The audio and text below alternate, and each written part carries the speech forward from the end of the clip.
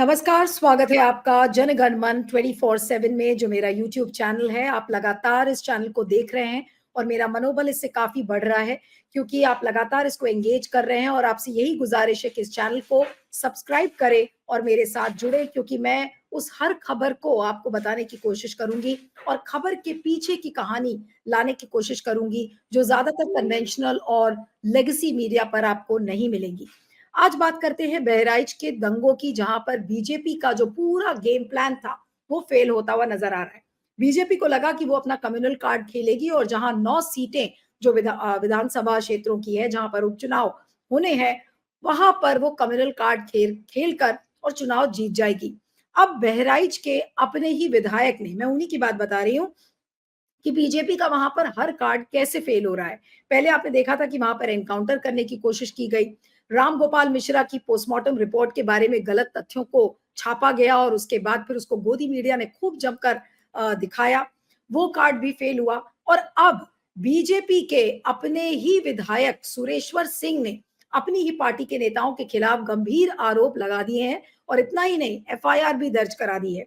और जिले में जहां से दंगे भड़के थे, उसी महसी क्षेत्र से भाजपा विधायक ने अपनी पार्टी के युवा मोर्चा नगर अध्यक्ष अर्पित श्रीवास्तव सहित 8 लोगों पर दंगा फैलाने, पथराव करने और जान से मारने की कोशिश करने के आरोप लगाए हैं। अब सोमेश्वर सिंह का ये कहना है कि 13 अक्टूबर को बहराइच में जो दंगा हुआ था, उस बहराइच में जो हिंसा हुई थी, उस हिंसा के दौरान राम गोपाल मिश्रा की हत्या के बाद जब हम मौके पर पहुंचे थे, तो उन पर पथराव और फायरिंग की गई। इस मामले में मुकदमा दर्ज करके अब जांच शुरू कर दी गई है और विधायक का कहना है कि दरअसल दंगा इसीलिए भड़काया गया ताकि उनकी जान ली जा सके। यानी कि यहाँ पर सोमेश्वर सिंह ने इस पूरे खेल को ही पलट कर रख दिया है। अब अगर खुद जो सुरेश्वर सिंह है, जो भाजपा के विधायक है, और अगर वो कह रहे हैं कि उन्हीं के पार्टी के लोग उन्हीं की जान लेने पर आमादा हैं, तो फिर ये खेल क्या है और ये कौन सा खेल चल रहा है? क्या योगी को फेल करने का खेल है या फिर चुनाव को जानबूझकर हरवाने की कोशिश है या फिर कोई दूसरा खेल इसके पीछे है? तो इस पूरी कहानी को आज हम समझने की कोशिश करेंगे। हमारे साथ वरिष्ठ पत्रकार और पॉलिटिकल कमेंटेटर सुनील शुक्ला जी इलाहाबाद से जुड़ रहे हैं। सुनील जी, आपका बहुत बहुत स्वागत है। Thank you so much for joining on my channel. और आपसे यही गुजारिश है कि आपका आशीर्वाद इस चैनल पर बना रहे, आप आते रहे हमारे साथ। Thank you so much. और सर, जो पहला सवाल है सुनील जी, वो यही है कि बहराइच दंगे में अब बीजेपी के ही अपने विधायक ने अगर एफआईआर दर्ज कर दी है, तो ये किस बात का संकेत है? धन्यवाद नीलू जी। ये निश्चित रूप से जो आपने बात कही कि सुरेश्वर सिंह के इस बयान से भारतीय जनता पार्टी जिस आक्रामकता के साथ ध्रुवीकरण की राजनीति करने की कोशिश कर रही थी, उसको धक्का लगा है। यह इस तरह की उम्मीद बीजेपी ने पाल नहीं रखी थी कि ऐसा भी हो सकता है। इस दूर दूर तक किसी कोई आशंका नहीं। हालांकि सुरेश्वर सिंह अपने आप में बहुत विवादास्पद व्यक्ति है, इनके ऊपर पहले भी कई तरह के आरोप लगते रहे हैं। पूरे घटनाक्रम को लेकर के भारतीय जनता पार्टी के समर्थकों ने जिस तरह का माहौल बनाने का प्रयास किया था, आपने बताया भी कि राम गोपाल मिश्रा के पोस्टमार्टम रिपोर्ट के बारे में तथ्यहीन बातें प्रचारित करने की कोशिश की गई। कितनी कितनी काल्पनिक बातें कही गई कि उसको घसीटा गया, उसके नाखून उखाड़ लिए गए, ये हुआ वो, तमाम तरह की बातें। वो तो और निश्चित रूप से दुर्भाग्यपूर्ण स्थिति यह भी थी कि मीडिया का एक वर्ग उन पूरे माहौल में शामिल हो गया था। वो तो सीएमओ के बयान ने इस पूरे के पूरी कोशिश को सिरे से खारिज कर दिया और बहुत ही गंभीरता पूर्वक उन्होंने बताया कि पोस्टमार्टम रिपोर्ट में क्या हुआ है और जो नाखून के क्षतिग्रस्त होने की बात है, यह कोई ऐसी बात नहीं हो सकती और किसी को हो सकती है। अगर किसी को चोट लगी है, गिरा है या अगर छिटा गया तो नाखून में चोट आ सकती है, लेकिन नाखून उखाड़ने की कोई बात नहीं। तो जो घटनाक्रम था और जिस घटनाक्रम के मद्देनजर भारतीय जनता पार्टी सरकार की कोशिशें हो रही थी, उसको तो बिल्कुल पलीता लग गया सुरेश्वर सिंह के इस बयान से कि वो जो आरोप मढ़ने की कोशिश की जा रही थी कि इस घटना में भारतीय जनता पार्टी के विरोधी लोगों ने, खासतौर से अल्पसंख्यक समुदाय के लोगों ने एक पूरे आयोजन में विघ्न बाधा पहुंचाने की कोशिश की, हिंसा को फैलाया। इसका माहौल पूरी तरह से खत्म हो गया। और जी, जो बात सुरेश्वर सिंह की आ रही है, तो आखिर सुरेश्वर सिंह ने एफआईआर क्यों कराई? और एफआईआर कराने का मतलब है कि भाई आप अपनी पार्टी के ही जो नेता हैं, चाहे वो युवा अध्यक्ष हो या बाकी नेताओं का, उसमें कई नेताओं का नाम है, 8 और लोग हैं जिनके खिलाफ ये एफआईआर दर्ज की गई है। तो क्या सुरेश्वर सिंह को ये नहीं पता था कि इसका रिपरकशन क्या होगा? और आज बीजेपी पूरी तरह से बैकफुट पर चली गई है इन इलाकों में, जहां पर खासकर जहां पर उपचुनाव होने हैं।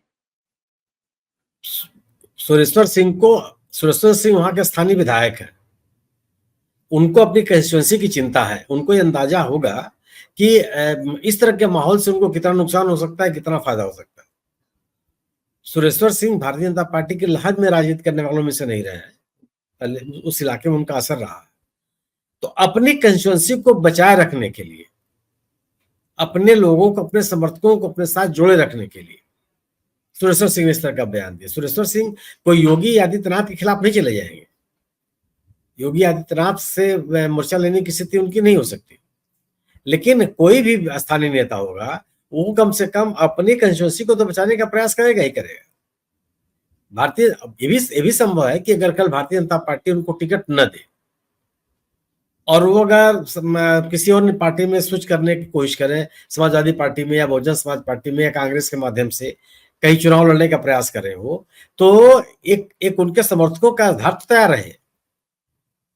ये भी स्थिति होती है ना कि आप अपने और नहीं, लेकिन जो बात आप कह रहे हैं वो काफी गंभीर है और महत्वपूर्ण भी है कि क्या बीजेपी के अंदर ही जो अंदरूनी खटपट है वो भी इससे नहीं छलकती? अगर उनको ये लगने लगा है कि भाई उनका जनाधार जा सकता है और वो जनता के साथ अपने आप को खड़ा दिखाना चाहते हैं, तो फिर क्या वाकई में चीजें इतनी आसान नहीं दिख रही हैं बीजेपी के अंदर भी? ये एक और इस बात का संकेत है। कहां से आसान है? अगर आप लोकसभा के चुनाव का परिणामों को आप ध्यान में रखिए तो भारतीय जनता पार्टी को कितना धक्का लगा। और इस बेल्ट में, जिस बेल्ट में बहराइच का जो इलाके, जो अवध का क्षेत्र है, उस क्षेत्र में तो भारतीय जनता पार्टी को नुकसान हुआ। जो उसके सामाजिक समीकरण थे वो बिखर गए। तो यह चिंता तो अगर इन नेताओं को तो चिंता सता रही है ना कि ध्रुवीकरण के नाम पर या मोदी जी के या योगी जी के चेहरे के नाम पर चुनाव नहीं जीता जा सकता। यह अब गारंटी नहीं रह गई है। तो आप जिस क्षेत्र में हैं, जिस क्षेत्र के आप विधायक हैं, जिस क्षेत्र के आप मेयर, आप राजनीति करते हैं, उस क्षेत्र के लोगों के बीच में अपनी साख तो बचाने का प्रयास करेंगे आप। या तो आप पूरी तरह से हिंदुत्व का चेहरा आपके साथ है, कोई दिक्कत नहीं, हमारे चाहे जीते उसमें आप लगे हुए हैं। लेकिन अगर आप वो हिंदुत्व का चेहरा पूरी तरह से सफल होता हुआ नहीं दिखेगा और अब 2 साल के बाद चुनाव होने हैं, तो उस चुनाव में भी आप अपनी कंस्टिट्यूंसी को तो बचा के रखेंगे। दूसरी चीज कि बुलडोजर की भी राजनीति को उतनी सफलता तो नहीं मिली। अगर 2024 के चुनाव का आप ध्यान में रखिए, इस साल का, वो सफलता तो नहीं मिली। तमाम इलाकों में, पूर्वी उत्तर प्रदेश में, अवध के क्षेत्र में, पश्चिमी उत्तर प्रदेश में, तमाम जगहों में भारतीय जनता पार्टी को जबरदस्त नुकसान हुआ, चुनाव हार गए, दूसरे नंबर की पार्टी बन के आ गई। ऐसा क्यों हुआ? हिंदुत्व का नारा तो कमजोर हुआ नहीं, मोदी जी का चेहरा कोई कमजोर तो हुआ नहीं, इन लोगों ने अपनी राजनीति तो बदली नहीं। गवर्नेंस के मुद्दे को छोड़ के जितने मुद्दे बीजेपी के साथ थे वो उतने प्रभावित थे, और आज भी उसी की बात करती है बीजेपी। नहीं तो सुनील जी, क्या ये बात अब बिल्कुल साफ हो गई है कि बहराइच के दंगे, जो ये हिंसा की घटना सामने आई, रामगोपाल मिश्र की जिस तरह से वहां पर गोली मारकर हत्या की गई, अब क्या बीजेपी की वाकई में फजीहत हो चुकी है कि भाई आप पहले एक फर्जी पोस्टमार्टम को गाड़ने की कोशिश करते हैं, सारा गोदी मीडिया लग जाता है, फिर एनकाउंटर की खबर आती है, और अब बीजेपी के अपने ही विधायक अगर इस तरीके से एफआईआर करा रहे हैं अपने पार्टी के लोगों के खिलाफ, तो क्या बीजेपी की बहुत बुरी हालत है? और ये जो 9 विधानसभा क्षेत्र हैं, यहाँ पर क्या बीजेपी अब मुंह दिखाने के काबिल भी नहीं रहेगी? और अगर ऐसा है तो फिर आज इसके लिए कौन जिम्मेदार है? क्या हम ये कहेंगे कि योगी की जो पूरी राजनीति थी वो फेल हो गई? अब योगी अगर ये 9 विधानसभा क्षेत्रों में जो उपचुनाव होने हैं, अगर ये नहीं जिता पाए तो क्या होगा योगी का? जी सुनील जी। नहीं, देखिए, ये जो 9, आप भारतीय जनता पार्टी की राजनीतिक स्थिति देखिए, आप मिल्कीपुर में चुनाव क्यों नहीं कराया जा रहा? या किसी के गले उतर सकता है कि उस चुनाव को लेकर के रिट पिटीशन दाखिल है, इस वजह से चुनाव नहीं हुआ? क्या मुकदमा दर्ज होने के नाम पर चुनाव टलता है कभी? अगर कोर्ट का डिस्ट्रिक्चर हो, कोर्ट का कोई डिसीजन हो, कोर्ट का कोई ऑर्डर हो, ठीक है, चुनाव टलेगा। आप न्यायिक प्रक्रिया से बाहर तो नहीं जा सकते। अन्यथा क्यों टाल दिया आपने? इसका राजनीतिक कोई जवाब है बीजेपी के पास? सिवाय इसके कि वो राजनीतिक रूप से कमजोर है। इन 9 विधानसभा मिल्कीपुर सहित 10 विधानसभा की अगर आप गणना कीजिए तो भारतीय जनता पार्टी की क्या स्थिति है? मतलब आप गाजियाबाद, फूलपुर और खैर, इनके अलावा कौन सी विधानसभा क्षेत्र है जहां पे भारतीय जनता पार्टी बड़ी मजबूत स्थिति में हो? फूलपुर भी मतलब आप कह सकते हैं कि 2022 में उन्होंने चुनाव जीता था बीजेपी ने। जो सांसद महोदय जीत करके आए हैं उनका जीत का मार्जिन कम हो गया उसी इलाके से, अपने क्षेत्र से। करहल की आप बात कीजिए तो करहल तो कभी आते चुनाव जीती ही नहीं बीजेपी। कटहरी में 2 बार जीती, मिल्कीपुर में 2 बार जीती। इस लोकसभा के चुनाव में पूरा का पूरा अम्बेडकर नगर हार गई। पिछली बार भी स्थिति उसकी वही थी। अब कुंदरकी में केवल 1 बार जीती हुई बाई इलेक्शन है वो। मीरापुर की स्थिति वही है। कौन सा ऐसा क्षेत्र है जहां पे आप ये कह सकते हैं बड़े दमदार दावे के साथ कि भारतीय जनता पार्टी का क्या एक राजनीतिक वर्चस्व है? अगर गाजियाबाद की भी सीट का आप ख्याल कीजिए तो जिस तरीके से डाली शर्मा का मत प्रतिशत बढ़ा है या जन समर्थन बढ़ा है तो कोई एक तरफा चुनाव तो नहीं हो जाएगा गाजियाबाद की सीट पर। तो ऐसी स्थिति तो नहीं है ना। और 2024 में लोकसभा चुनाव के दौरान जो राजनीतिक कारण थे बीजेपी से लोगों के असहमत होने के, क्या वो सभी कारण खत्म हो गए? क्या Bharatiya Janata party course correction करने में सफल रही? अभी तो उसी रास्ते पर चल रही है वो। हिंदुत्व की बात, पोलराइजेशन की बात, ध्रुवीकरण की कोशिशें। ये आपने बिल्कुल सही कहा सुनील जी कि उनके रणनीति में कोई बदलाव नहीं आया, उसी तरीके से ध्रुवीकरण और नफरत की राजनीति। लेकिन अगर मान लीजिए कि ये जो 9 विधानसभा क्षेत्र हैं यहाँ पर बीजेपी का परफॉर्मेंस अच्छा नहीं होता है और 9 में से मान लीजिए 6 या 7 में हार जाती है बीजेपी, तो फिर योगी जी का क्या होगा? क्योंकि ये कहा जा रहा था कि भाई इन विधानसभा क्षेत्रों में उपचुनाव के जरिए योगी जी अपनी कुर्सी पक्की करने की कोशिश कर रहे हैं और इसलिए इस नफरत की राजनीति को बढ़ावा दे रहे हैं। योगी जी का क्या होगा? क्या योगी जी की कुर्सी बचेगी या फिर चली जाएगी? नहीं, देखिए मेरा अपना मानना यह है कि आज हम जब बात आप चर्चा कर रहे हैं, योगी आदित्यनाथ के चेहरे का कोई विकल्प बीजेपी के पास नहीं है। दोनों चीजें हैं। इनको जिस तरह से एक आक्रामक लीडरशिप चाहिए जो बीजेपी के संघ के एजेंडे को लागू करता हुआ दिखाई पड़े, वो एक आक्रामक चेहरा योगी जी का है।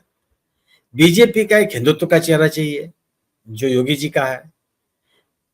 यह तथ्य इस बात से कोई इनकार नहीं कर सकता कि कम से कम योगी आदित्यनाथ पे आर्थिक भ्रष्टाचार का कोई आरोप नहीं, और तरह तरह के आरोप उनके ऊपर लगते हैं। जातिवादी होने का आरोप लगता है, अपने समूह के लोगों को संरक्षण देने का आरोप, तमाम तरह के आरोप लगते हैं। गलत हो सकते हैं, सही हो सकते हैं, लेकिन आर्थिक भ्रष्टाचार का आरोप कम से कम उनके ऊपर अभी कोई विमर्श में नहीं है।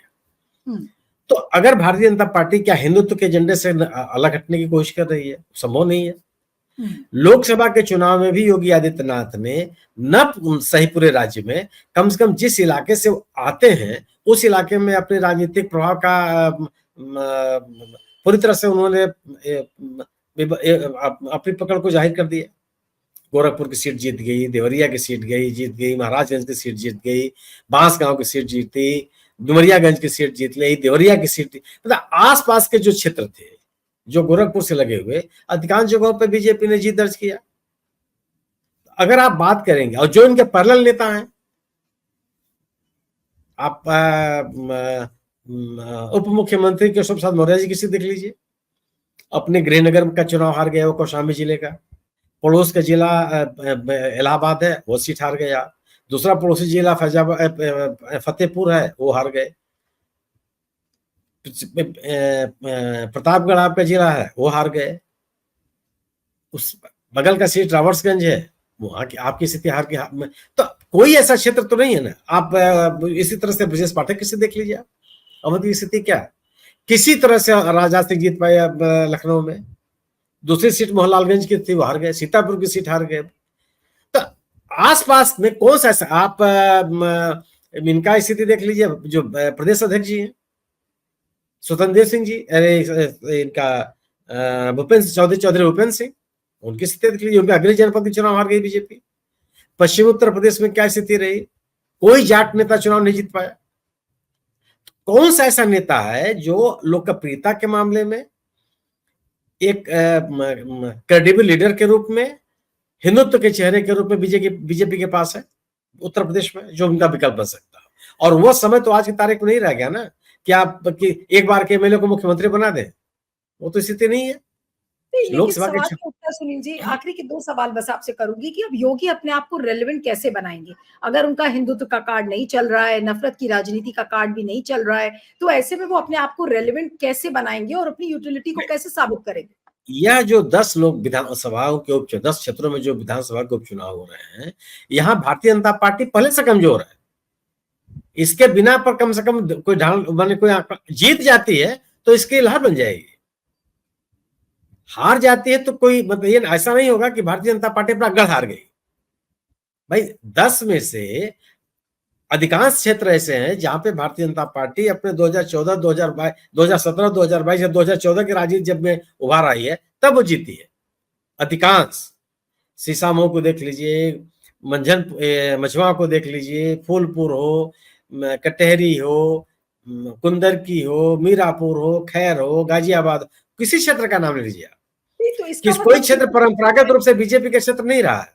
बिल्कुल, नहीं तो इसका मतलब सुनील जी ये हो गया कि 2024 का जो आम चुनाव हुआ था, उसमें हार के बाद जो एक शर्मनाक हार बीजेपी को सामना उसका करना पड़ा, बीजेपी उभर नहीं सकती है, ऐसा लगता है फिलहाल तो। हाँ, नहीं आप इनको देखिए, सवाल है ना कि आप सत्ता में हैं, आपको गवर्नेंस की बात करनी पड़ेगी।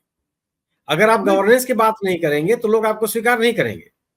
आप बहराइच के दंगे को, क्या बहराइच का दंगा कितना लंबा चल गया? ये तो सरकार की विफलता हुई ना। कोई रिटेलिएशन नहीं हुआ। जो हमको बाहर की बातें जो फैलाई जा रही हो, वहां के स्थानीय नागरिकों को तो ये पता है कि स्थानीय अल्पसंख्यकों ने कोई रिटेलिएट नहीं किया। वो जुलूस निकल रहा था, जुलूस निकलने के बावजूद भी कुछ कोई रिटेलिएशन नहीं हुआ। ये तो आप जानबूझकर किसी घर पे चढ़ जाएंगे और इस तरह उस बच्चे की दुखद मृत्यु निंदनीय है। इस तरह से किसी की हत्या नहीं की जानी चाहिए। इस तरह के अपराध से बचा जाना चाहिए। किन स्थितियों में वो अपराध हुआ, इससे बहस की जा सकती है, लेकिन किसी की जान चली जाए यह उचित नहीं है। लेकिन यह अल्पसंख्यक समुदाय आक्रामक था इस इलाके में, ये तो कोई स्थानीय व्यक्ति नहीं कर रहा। बिल्कुल, स्थानीय अल्पसंख्यकों ने कोई व्यवधान पैदा किया हो, ऐसी कोई बात नहीं कही जा रही है। पूरे राज्य में दुर्गा प्रतिमाओं के विसर्जन को लेकर कहीं कोई तनाव फैला हो, ऐसी कोई बात नहीं आ रही है।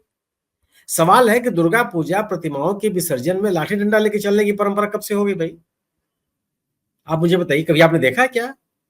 आपने दुर्गा पूजा के पंडाल जहां लगते हैं वहां कभी लाउड स्पीकर बजते हुए देखा है आपने? हल्ला चल रहा हो और मोहल्ले के लोगों को परेशानी होने लगे? बिल्कुल। सुबह सुबह भी जो उनके पास अंजलि देने का कार्यक्रम होता है, बहुत धीमे आवाज में पंडाल के भीतर आवाज होती है, इसके बाहर आवाज भी नहीं निकलती। सालों साल से हम और आप देखते चले आ रहे हैं दुर्गा विसर्जन, डीजे कब बजता है? तो स्थानीय नागरिक तो इन चीजों को देख रहा है ना। तो ये जो माहौल, और एक किसके विफलता, ये सरकार ने आदेश जारी किया है कि प्रतिमा विसर्जन में डीजे नहीं बजेगा। हमारा कोई आदेश नहीं है ये। जब ये राज्य सरकार का आदेश है तो राज्य सरकार की जिम्मेदारी नहीं बनती कि इसको लागू करे हो। बिल्कुल, बिल्कुल। सड़क पे लाठी डंडा लेकर के निकल पड़ेंगे लोग, आप रोकेंगे नहीं उनको। और अगर आप निकलने दे रहे हैं तो हर व्यक्ति भारतीय जनता पार्टी का प्रतिबद्ध मतदाता तो नहीं है, कार्यकर्ता तो नहीं है उनका। बिल्कुल, एक आम शहरी तो है ना, एक आम नागरिक तो है वो। तो आपकी विफलताओं को, आपकी राजनीतिक गतिविधियों का वह मूल्यांकन नहीं करेगा, देखेगा नहीं कि आप क्या करना चाहते हैं। बिल्कुल। और अगर आप इन तरीकों से अगर आप चाहते हैं कि आपका जन समर्थन बना रहेगा, तो मुझे तो नहीं लगता कि संभव है। आपका संभव कि आपका प्रतिबद्ध कार्यकर्ता, आपका प्रतिबद्ध मतदाता, आपके अनुयायी लोग जो हैं इन घटनाओं से बहुत असहमत हो जाए। लेकिन जो लोग आपको चुनाव जिता करके सत्ता में लाते हैं, वो भी इस तरह की घटनाओं के साथ खड़े हो जाएंगे, मुझे इसमें संदेह नजर आता है। बिल्कुल।